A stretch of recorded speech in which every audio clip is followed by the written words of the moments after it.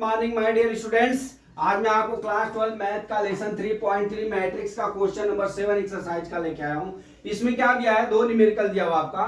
So that the matrix A 1 -1 5 -1 2 1 5 1 3 is a सिमेट्रिक्स matrix.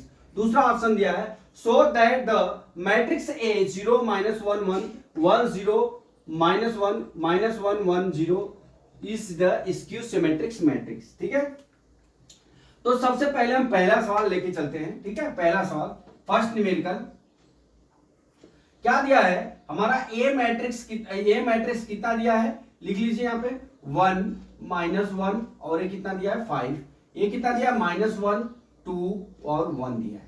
फिर ये कितना दिया है 5 1 और 3 दिया है। ठीक है, अब यहां से हम जानते हैं जब आपका सिमेट्रिक्स मैट्रिक्स होगा, सिमेट्रिक्स मैट्रिक्स होगा तो क्या होता है हमारा ए ट्रांसपोज बराबर क्या होता है, हमारा ए होता है।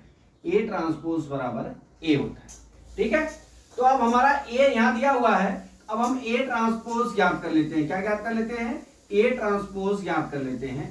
तो बराबर कितना हो जाएगा, देखिए हम क्या करेंगे, यहां पे रो को हम कॉलम में परिवर्तित करते हैं। ट्रांसपोज करने के लिए हमको रो के कॉलम में परिवर्तित करते हैं। ठीक है, तब यहां कितना हो जाएगा, यहां पे 1 -1 और कितना हो जाएगा 5, फिर कितना हो जाएगा -1 2 और 1, ये कितना हो जाएगा 5 1 और 3। देख लीजिए ये R1 R2 R1 R2 ये क्या है R3 है।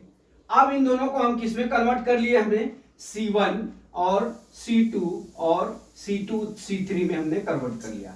तो हमने लिख लिया ये C1 हो गया, ये C2 हो गया, ये C3 हो गया, ये ट्रांसपोज हमारा ज्ञात हो गया। अब देख लीजिए ये वैल्यू अपना ट्रांसपोज की वैल्यू और ए मैट्रिक्स की वैल्यू इक्वल है, इसलिए A transpose is equal to A के हो गया। A transpose is equal to 1। ठीक है, A transpose is equal to A हो गया। देखिए ट्रांसपोज आप डैश भी लिख सकते हैं और टी भी लिख सकते हैं। ठीक है, दोनों राइट है। ठीक, अब हम चलते हैं सेकेंड ऑप्शन पे। क्या दिया है,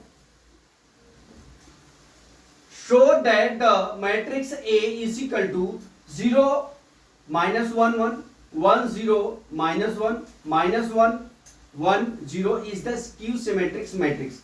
पहले हम क्या लिखते हैं, ए बराबर हमारा कितना दिया है 0 -1 1। ठीक है, ये कितना दिया 1 0 -1, ये कितना दिया है -1 1 और 0 दिया है। स्क्यू सिमेट्रिक्स मैट्रिक्स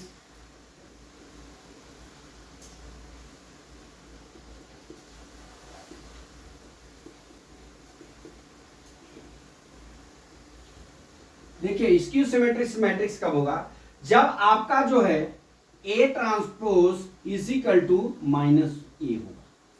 जब ए ट्रांसपोज आप ज्ञात कर लोगे तो उसकी वैल्यू -a के बराबर, ए मैट्रिक्स के बराबर होगा, तो that is the skew सिमेट्रिक्स matrix. तो अब यहां से हम ए ट्रांसपोज ज्ञात कर लेते हैं बराबर, देखिए ये हमारा R1 हो गया। ठीक है, ये R2 हो गया। ठीक, ये क्या हो गया हमारा R3 हो गया। अब इसको हमको C1 में परिवर्तित कर लेना है और इसको C2 में, इसको C3 में परिवर्तित करना है। मैं आपको ये समझाने के लिए बताया हूं। ठीक है, तो अब R1 हमारा कितना है 0 -1 और कितना है 0, सॉरी क्या है R1 0 1 -1 दिया है।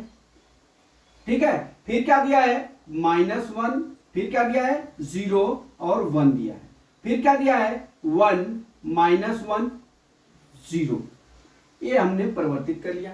अब देख लीजिए यहां पे जो है ये, अब यहां पे हमारा जो ए मैट्रिक्स है इसके बराबर नहीं है, इसके अपोजिट में है।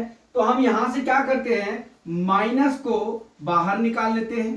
ठीक है, माइनस जब बाहर निकालेंगे आप तो यहां पे जो प्लस रहेगा वो माइनस और जो माइनस रहेगा वो प्लस हो जाएगा। ठीक है, तो अब यहां से देखिए कितना आ जाएगा हमारा 0 -1 और 1 हो गया। ऊपर कितना हो जाएगा 1, नीचे 0 -1। ठीक है, फिर कितना हो जाएगा -1, ये +1 हो जाएगा, ये 0 हो गया। ठीक है, अब देख लीजिए ए मैट्रिक्स और ये जो वैल्यू ए मैट्रिक्स के बराबर है कि नहीं देख लीजिए, 0 -1 1 0 -1 1 1 0 1 -1 1 -1 1 0, ठीक है। तो ए वैल्यू कितनी किसके हो गई, -a के, ठीक है। तो हमारा A transpose is equal to -a, that is the skew symmetric matrix.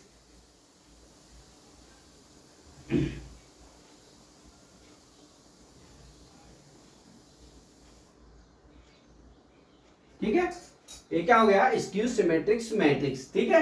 हमने आपको दोनों समझा दिया, क्या समझा दिया, सिमेट्रिक्स मैट्रिक्स और स्क्यू सिमेट्रिक्स मैट्रिक्स दोनों हमने ये सवाल 7 में आपको सॉल्व करके बता दिया। तो माय डियर स्टूडेंट्स, मैं समझता हूं कि ये सवाल आपको समझ में आ गया होगा। अगला सवाल कल मैं फिर लेके आता हूं। जय मां सरस्वती, जय भारत माता, जय जवान, जय किसान।